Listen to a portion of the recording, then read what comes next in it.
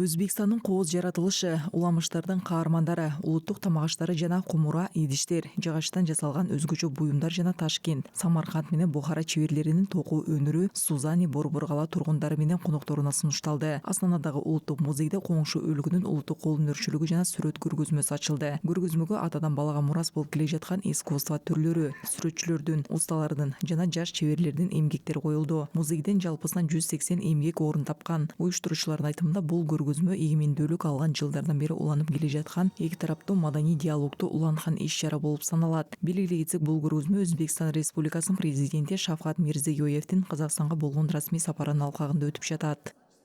Это мы две ветки одного народа. Биз бир элдин эки бутагы, бир дарактын эки бутагыбыз. Ошондуктан биз мүмкүн болушунча жакын болуп, каржылык, экономикалык гана эмес, маданий байланыштарды да бекемдешибиз керек деп эсептейм. Маданият тармагында казак артисттери менен кызматташуубуз терең. Биз Өзбекстанда өткөргөн ар бир чыгармачылык иш-чара, сүрөтчүлөрдүн кечеси Казакстандык кыл калем чеберлеринин катышуусусуз өтпөйт. Художниками, потому что все международные проекты, которые мы проводим в Узбекистане, без участия казахских художников не проходят. Не только на выставках у нас историко-культурное наследие. Тарыхый маданий мурастарыбыз көргөзмөдө гана калып жатат деген туура эмес тыянак. Маселен, ЮНЕСКОнун тизмесинде Өзбекстан, Тажикстан жана Кыргызстан менен Улуу жибек жолунун биргелешкен объектилери да бар. Андан кийин Фергана-Сырдарья коридору пландалууда. Бул багытта Өзбекстан менен биргелешкен иштер жүргүзүлүүдө. Бүгүн биз ЮНЕСКОнун экинчи тизмесине кирдик десек болот. Планируется